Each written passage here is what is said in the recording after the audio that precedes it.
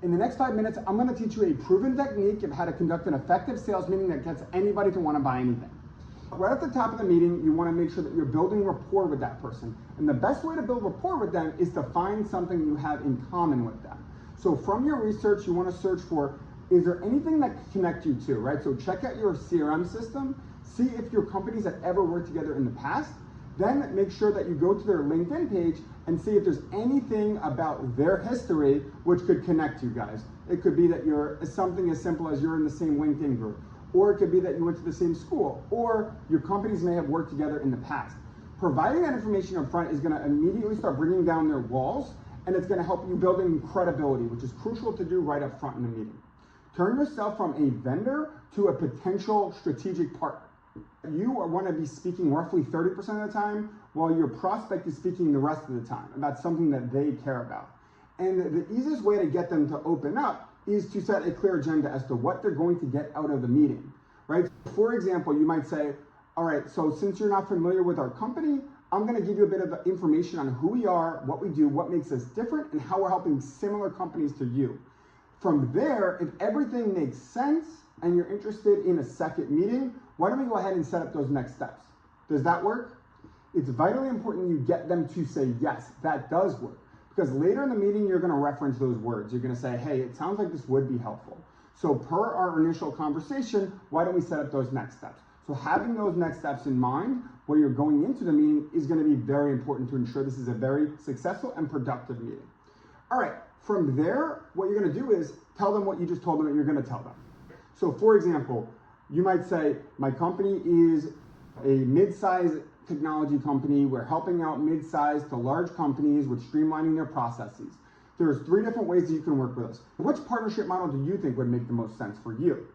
Once you get them to tell you what the best partnership model to use is, then you can spend the remainder of the meeting talking about that partnership model. The whole idea is that you want to start using their words. So by giving them a little information, then you can then ask a question which gets them to open up and starts telling you closer and closer to you more and more information that's going to determine the best way that you're going to help them. Now, it's crucially important that whatever you're speaking about is the most important thing to them. And the way that you can do that is by asking some questions that get them to open up. And the best way to get them to open up is by asking what are called open-ended questions. And so you don't want to just ask them, oh, hey, what is your biggest challenges? Or hey, what are your biggest goals for this year? What you want to do is to say, hey, I've had experience with similar companies that are dealing with X, Y, and Z. Is that something that you're dealing with? If not, what are your biggest challenges this year? And then once they start telling you about some of their issues or some of their goals, then you use those words to present your solution. That's going to be the most effective way and most relevant way that's going to resonate with them. So to give you an example, let's say that they talk a little bit about how they received a lot of turnover in the last year. Because of their turnover, perhaps their staff is now overworked. And then that overworking is going to lead to more people leaving. So from there you say, okay, it sounds like you're having some turnover issues. Here's how our solution can help with that turnover issue. This is an example of what we've done for a similar company and how it's helped resolve those turnover issues. And you continue to use that, right? Which is asking a question, digging deeper where necessary, and then giving your solution using their words. As you continue to move down towards your solution, you want to go back and forth, mostly focusing on whatever they care most about. As you get closer to the end of the meeting, once you've demonstrated personalized value using their words, then all you have to do is reference back to the beginning of the meeting and say, hey, it sounds like this would be helpful based on some of your most important needs. Why don't we set up a follow-up that we had discussed so that we can, in whatever scenario is your next step. That's why it's so important to know your sales cycle like the back of your hand. To give you an example, my next step is typically to get a demo on the calendar. So I will spend a lot of time talking about our platform with the prospect, talking about how it could potentially solve their needs.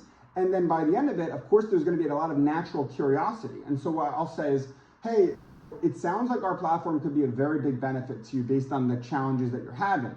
Why don't we set up a next step to actually view the platform we've been discussing about? Does that work?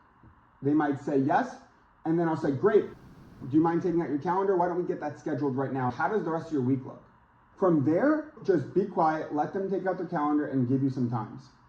Once you're able to secure the next step, then say, thanks so much for your time. I'll follow up with whatever discussed follow-ups that you had.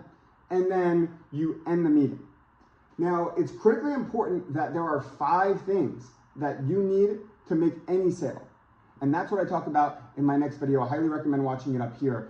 Feel free to check out my meeting hack on how I secure next steps in 5 minutes within any meeting using the exact script that I use, going to andrewbarbuto.com/meeting hacks.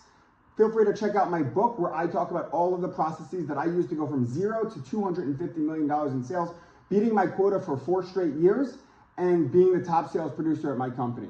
You can go to andrewbarbuto.com/books. I hope you enjoyed this video. Please feel free to like and subscribe. And remember, if you're not helping, you're not selling. Thanks.